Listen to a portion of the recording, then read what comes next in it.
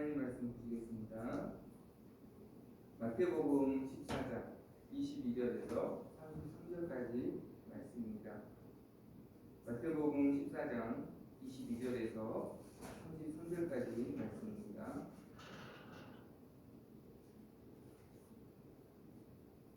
한 절씩 교독하겠습니다. 마태복음 14장 22절에서 33절까지 말씀입니다.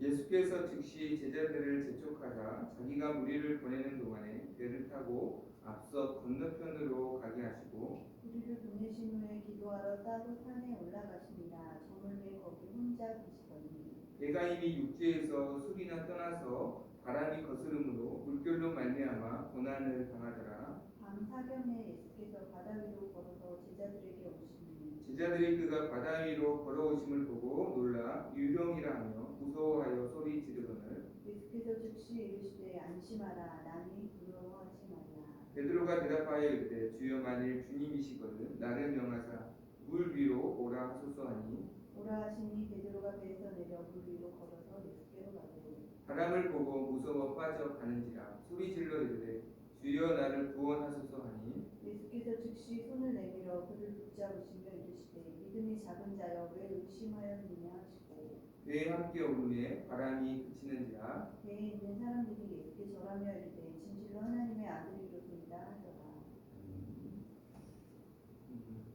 오병이어 기적 후에 많은 사람들은 예수님께서 행하신 그 기적을 직접 경험하고 너무나 놀라워했습니다. 오병이어의 기적의 특별함은 수많은 무리들에게 단번에 행하신 기적이라는 것이에요. 지금까지 예수님의 기적을 보면 1대1이라든지 또는 소수에게 기적이 행해졌어요. 그렇지만 이 오병이어의 기적은 남자만 5천 명이 넘는 사람들, 그러니까 수만 명을 단번에 한 소년의 작은 도시락으로 먹이신 정말로 놀라운 기적의 사건이었습니다. 그것을 경험하고 우리들은 너무너무 놀라워했어요. 아, 이분이 우리의 왕이 되시면 우리가 이제 먹고 살 걱정은 안 해도 되겠다. 우리가 내일 무엇을 먹을지 무엇을 마실지 염려하지 않아도 되겠다 해서 요한복음 6장 15절에 보면 그들이 예수님을 억지로 자기들의 왕으로 삼고자 예수님을 붙들고 따르려고 했습니다. 수많은 무리들이 그러니까 예수님을 왕으로 추종하고 예수님께 열광을 했다는 것이에요. 그때 예수님은 어떻게 반응하셨는가? 23절 보니까 무리를 보내신 후에 기도하러 따로 산에 올라가시니라. 22절 보면 제자들을 먼저 바다 건너편으로 먼저 가라고 제자들을 먼저 보내시고 그리고 무리들을 23절에 속히 그냥 다 흩어버리신 거예요. 흩어버리시고 돌려보내시고 예수님은 홀로 산에 올라가 기도하러 가셨다라고 말씀하고 있습니다. 그러니까 예수님은 사람들이 예수님을 바라보고 예수님을 왕으로 세우려고 예수님을 높이려고 할 때에 그 자리에서 예수님은 사라지셨다는 거예요. 그 자리를 피하시고 그리고 하나님만 바라볼 수 있도록 개인적으로 하나님께 나아가는 골방으로 기도의 골방으로 오히려 예수님은 나아가셨다는 겁니다. 특별히 이 말씀을 요한복음 6장 15절에서는 다시 혼자 산으로 떠나가셨다. 이 다시라는 단어가 이 단어가 중요해요. 늘 그렇게 하셨다는 거죠. 사람들이 예수님을 높이고 예수님이 행하신 놀라운 일로 말미암아 예수님을 찬양하고 예수님을 칭송할 때에 그 영광의 자리에 계시지 않고 그 영광의 자리에서 항상 내려오셔서 하나님께 나아가는 기도의 골방으로 예수님은 늘 그렇게 행하셨다라는 거예요. 그래서 예수님은 하나님이시지만 하나님의 본체이시지만 하나님과 자신을 늘 동등하게 여기지 않으시고 항상 아버지의 뜻을 구하시고 아버지의 뜻에만 순종하셔서 결국 십자가의 구원을 완성하여 주신 줄 믿습니다. 그래서 하나님께서도 그러한 예수님을 통해서 그래서 항상 일하시고 항상 예수님과 하나님은 동역하셨다라는 것을 성경은 우리에게 말씀하고 있습니다. 모든 무리가 그분을 칭송할 때에 예수님은 다시 혼자 산으로 가셨다, 기도하러 가셨다라고 분명히 말씀하고 있습니다. 우리가 에베레스트 산이라든지 히말라야에 있는 높은 산들을 많은 등산가들이 정복을 꿈꾸고 있는데요. 정상의 정복은 정상에 올라갔을 때 완료되는 게 아니라 하산했을 때, 하산을 완료했을 때 정상 정복이 완성이 된다고 합니다. 그래서 정상 정복에 취해서 하산하는 시간을 조금 지체하거나 거기에서 긴장이 풀리게 되면 하산 도중에 사고가 반드시 발생하고 그래서 결국은 정상 정복을 완료하지 못하게 됩니다. 거기에서 그의 등산가로서의 모든 도전은 거기에서 끝나게 됩니다. 그러니까 우리의 어떤 사역의 완성은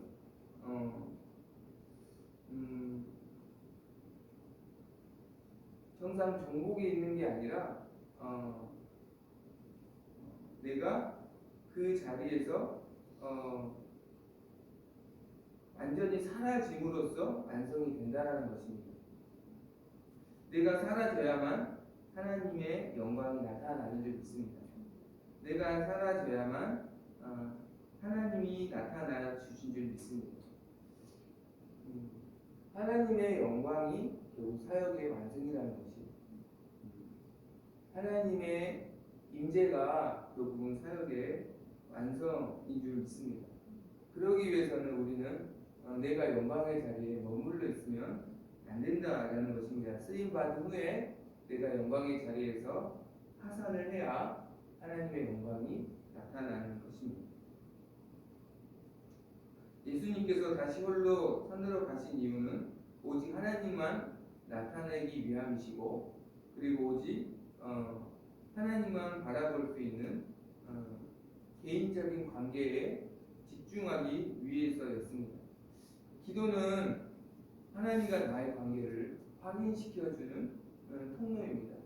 내가 누구이며 하나님이 어떤 분이신지 하나님의 크신과 나의 작음을 확인하는 시간입니다. 그리고 나의 정체성을 확인하며 그 정체성을 통해서 하나님이 내게 주신 사명을 다시 확인하는 시간이죠. 예수님은 기도의 골방을 통해서 예수님이 하나님께서 주신 사명, 십자가의 사명을 다시 분명히 확인하셨을 것이고 그리고 그 뜻대로 그 사명을 향해서 나아가는 그것을 결단하는 시간을 주님은 가지셨을 것입니다. 우리가 기도해야 하는 것은 사역이 그래서 끝난 뒤에 우리는 더 개인적으로 골방에 들어가야 하는 것입니다. 그래야만 내가 하나님과 관계를 잃어버리지 않고 내게 주신 내 정체성을 잃어버리지 않고 내게 주신 사명을 더 힘있게 나아갈 수 있게 된다는 것입니다. 그리고 그 시간을 통해서 오직 우리는 하나님만을 나타내며 우리의 믿음의 뿌리를 깊이 내리는 시간이 될 줄로 믿습니다. 그러한 사람을 통해서 하나님은 계속해서 열매를 맺게 하여 주실 줄 믿습니다. 이것이 우리가 기적을 경험한 뒤에도 또 열매를 주실 때도 교만하지 않고 계속해서 쓰임 받을 수 있는 비결을 주님이 몸소 우리에게 친히 보여주신 것입니다. 한편 제자들의 모습을 좀 살펴보길 원합니다. 제자들은 예수님의 말씀을 따라서 예수님께서 무리들을 다 돌려보내실 때 말씀에 순종하여 바다 건너편으로 아마 가버나움이겠죠. 가버나움으로 다시 배를 타고 건너가는 중이었습니다. 그런데 배가 출발하여 조금 지나서 큰 풍랑이 파도와 함께 배를 덮치기 시작했습니다. 24절을 볼까요? 배가 이미 육지에서 술이나 떠나서 바람이 거스름으로 물결로 말미암아 고난을 당하더라. 예수님께서 제자들을 보내실 때가 저녁이었습니다. 그리고 그러한 제자들을 예수님이 찾아오셨을 때는 밤 사경이라고 되어 있어요. 이 사경은 새벽 3시에서 6시 사이를 말합니다. 그러니까 제자들은 저녁 시간부터 새벽까지 이 풍랑과 맞서서 싸웠다라는 거예요. 그러니까 물결이 바다를 거슬렸기 때문에, 배를 거슬렸기 때문에 앞으로 나아가지 못하는 상황 속에서도 계속해서 버티고 있었다라는 것이에요. 24절 고난을 당하더라. 이 수동태로 되어 있어요. 그러니까 물결을 견디고 그 파도를 견디고 결국 인내하며 주님이 오실 때까지 그 파도와 바람과 싸우고 있었다라는 것입니다. 우리가 여기서 기억해야 할 것은 믿는 자에게도 고난이 찾아올 수 있다는 거예요. 지금 제자들은 예수님 말씀에 순종하여서 가는 중이었잖아요. 예수님께서 가라고 하셨잖아요. 바다 건너편으로. 가라고 하셨는데, 그래서 온전히 순종했는데 그 바다에서 파도가 치는 거예요. 그것도 캄캄한 새벽에 너무나 무서운 파도가 몰아쳐 부는 것입니다. 그러나 제자들은 예수님을 원망하거나 그리고 왔던 길을 다시 되돌아가지 않았습니다. 파도와 맞서서 견디고 버텼습니다. 우리의 믿음은요, 이 인내를 통해서, 이 버티는 시간을 통해서, 이 기다리는 시간을 통해서 우리의 믿음은 증명이 됩니다. 그리고 우리의 믿음은 이 인내를 통해서 완성이 됩니다. 우리가 예수님의 재림을 믿기 때문에 예수님의 재림을 기다리는 것이죠. 그렇죠. 예수님의 재림을 믿지 않으면 예수님의 재림을 기다리지 않을 것입니다. 그래서 기다림은 믿음을 증명하는 것입니다. 그리고 기다림은 믿음을 완성하는 것입니다. 끝까지 견디는 자는 구원을 얻으리라. 끝까지 기다리는 자는 구원을 받는 것이죠. 그러니까 기다림으로 믿음이 완성이 되는 것입니다.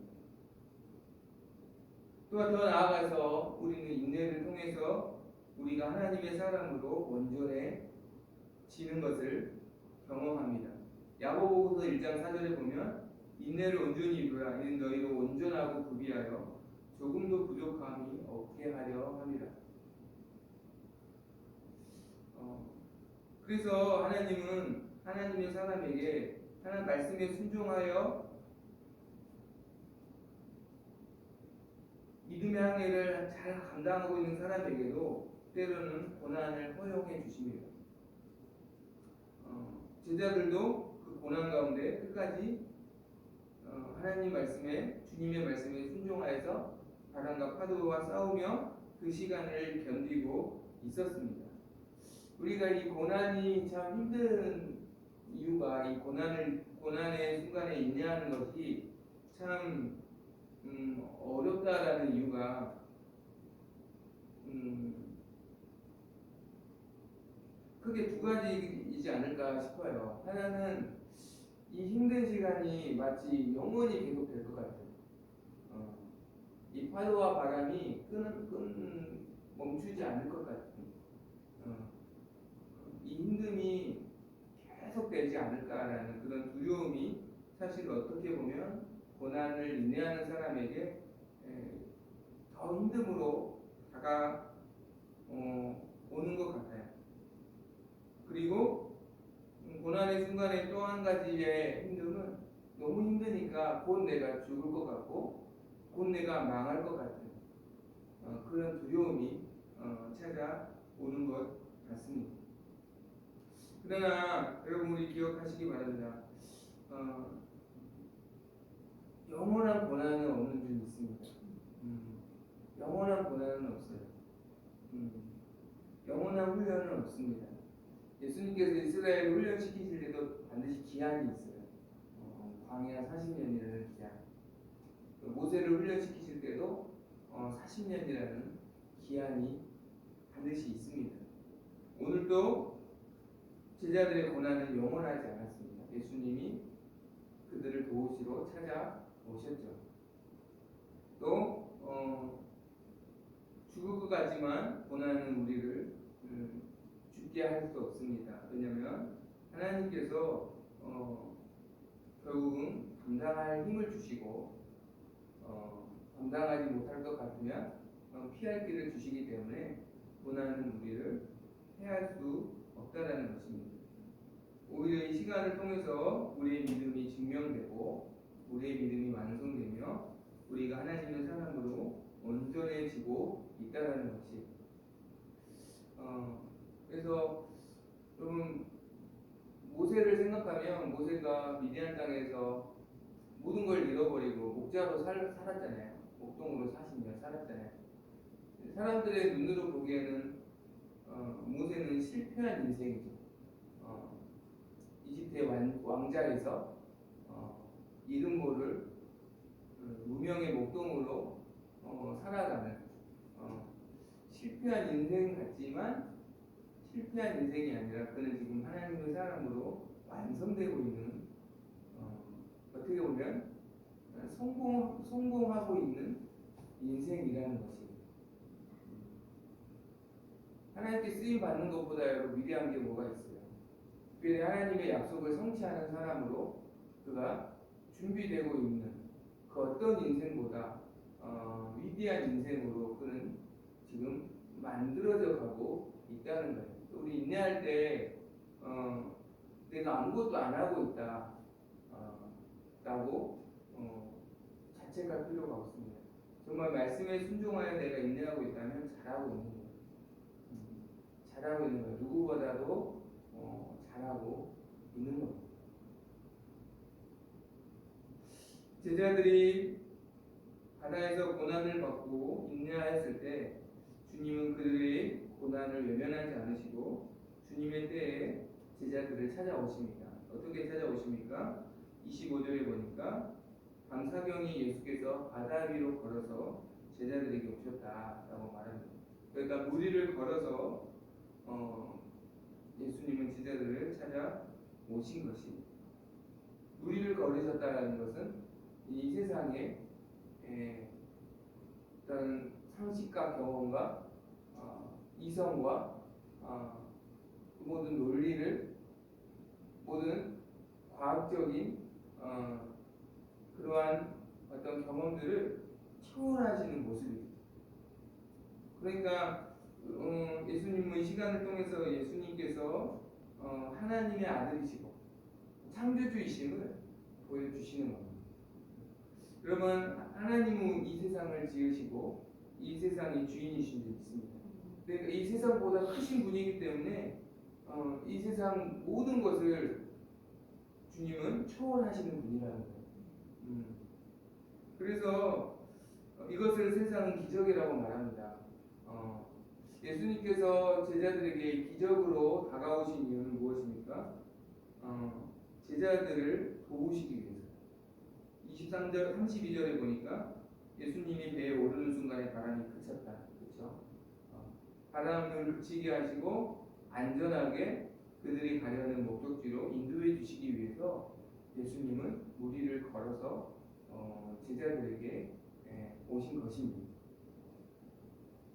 마치 오병이의 기적을 행하실 때도 무리를 불쌍히 여기셔서 그 기적을 행하신 것처럼 고난당한 제자들을 주님을 외면하지 않고 초월적인 능력과 창조주 하나님의 능력으로 제자들을 도우시기 위해 무리를 걸어 오셨습니다.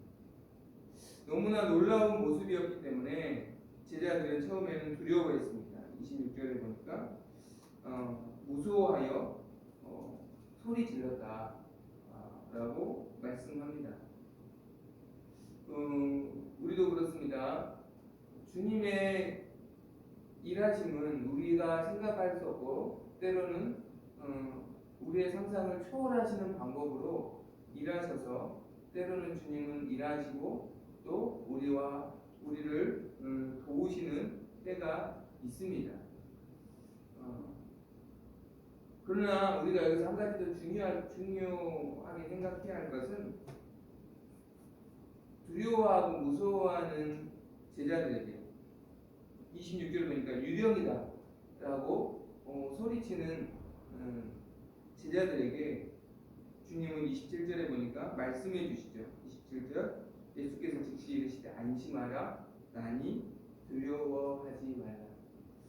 주님의 음성을 통해서 주님이심을 말씀해 주시고 그러니 두려워하지 말라라고 주님은 말씀하여 주십니다. 이 주님의 음성을 듣고 제자들은 예수님이시구나, 예수님이 우리를 도우러 오셨구나 라고 안심하게 되었고 그분을 기쁨으로 영접하고 그분과 함께 목적지까지 갈 수 있었습니다. 그럼 우리가 기억해야 할 것은 고난을 인내할 때 때로는 우리를 도우려는 그 손길들을 무조건적으로 우리는 내가 힘들다는 이유로 받아들여서는 안 됩니다. 반드시 기억해야 할 것은 이 도움이 정말 주님의 손길인가, 주님의 도우심인가, 아니면 우리를 오히려 유혹하고 함정에 빠뜨리려는 마귀의 속임수인가 라는 것을 분별해야 한다는 거예요. 우리가 이 고난의 때에 오히려 무조건적으로 분별하지 못하고 속을 수가 있다는 거예요.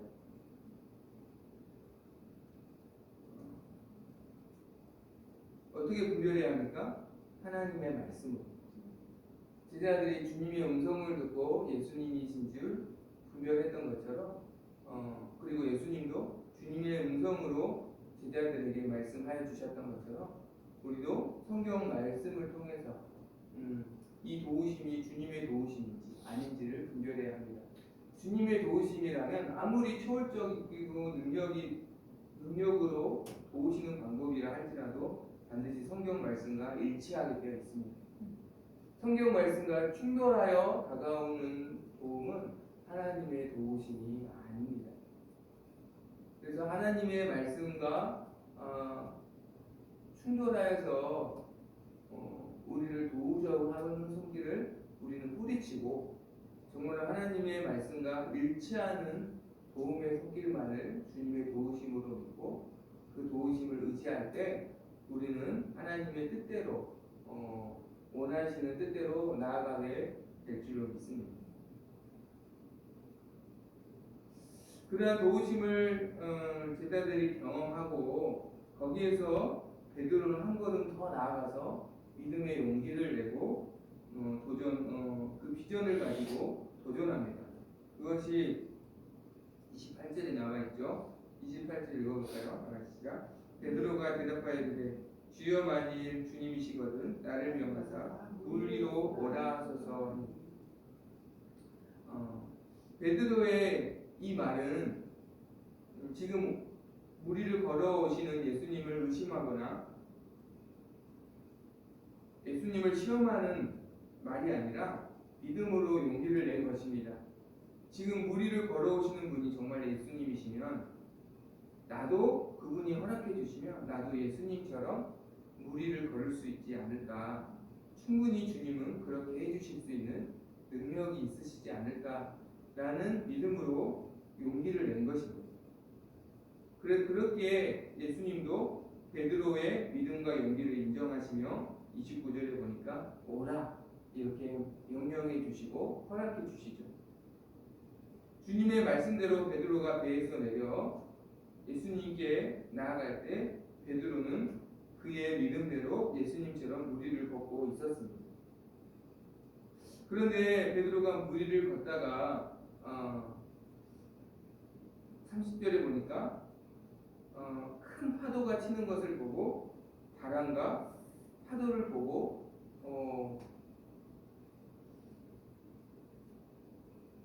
그 바람과 파도를 보았을 때 베드로에게 두려움과 의심이 찾아오기 시작했습니다.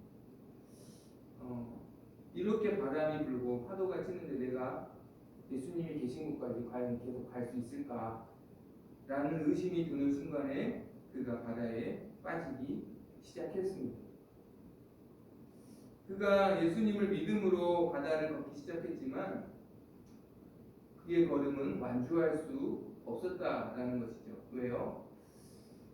그가 처음에는 예수님을 바라봤지만 중간에 예수님이 아닌 바람과 파도를 보았기 때문에 그 순간에 두려움과 의심이 찾아왔고 그가 예수님을 신뢰하지 않는 순간에 그는 바다에 빠지게 되었다는 것이죠. 여러분 우리는 예수님을 믿음으로 시작된 새로운 피조물의 삶을 살고 있습니다. 우리가 이 믿음의 경주를 완주할 수 있는 비결은 끝까지 예수님을 바라보는 것입니다. 처음도 예수님을 바라보는 것이고 중간에도 예수님을 바라보는 것이고 마지막에도 예수님을 바라보는 것입니다. 그것이 히브리서 12장 1절 2절에 우리에게 말씀하는 것이죠. 이러므로 우리에게 구름같이 둘러싼 허다한 증인들이 있으니 모든 무거운 것과 얼매이기 쉬운 죄를 벗어버리고 인내로써 우리 앞에 당한 경주를 하며 믿음의 주여 또 온전하게 하시는 이인 예수를 바라보자. 그는 그 앞에 있는 기쁨을 위하여 십자가를 참으사 부끄러움을 개의치 아니하시더니 하나님 보좌 우편에 앉으셨느니라. 예수를 바라보자. 인내로써 우리 앞에 경주를 하며 예수를 바라보자 라고 말씀합니다. 예수를 바라보자라는 말씀은 오늘을 보면 우리의 시선을 고정시키라는 것, 예수님께 고정시켜라 라는 것입니다.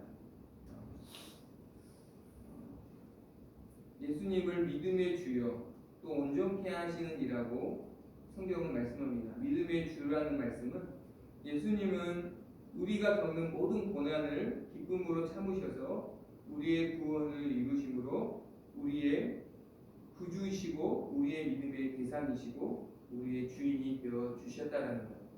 그러니까 예수님께서 우리의 믿음의 사실은 본질이라는 것이죠. 그래서 신앙생활은 본질로 나아가는 거잖아요. 신앙생활은 항상 본질을 추구하는 거거든요. 즉 신앙생활은 항상 신앙생활의 목표는 본질이신 예수님께 나아가는 것입니다.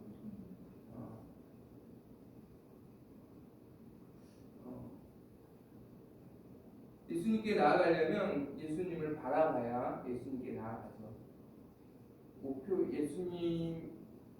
목표이신 예수님을 바라봐야 만약에 우리가 광주를 간다. 그 광주라는 목적지를 우리가 바라봐야 서해안 고속도로를 탈지 경부 고속도로를 탈지를 우리가 길을 찾을 거 아닙니까? 근데 목적지가 없이 가버리면 목표를 잃어버리고 가버리면 길을 잃어버리죠. 예수님 바라보지 않으면 우리는 길을 잃게 되어 있습니다. 그리고 예수님은 우리의 믿음을 온전하게 하신 분이십니다. 베드로가 예수님을 끝까지 바라봤다면 예수님이 지금 우리에 서 계시잖아요.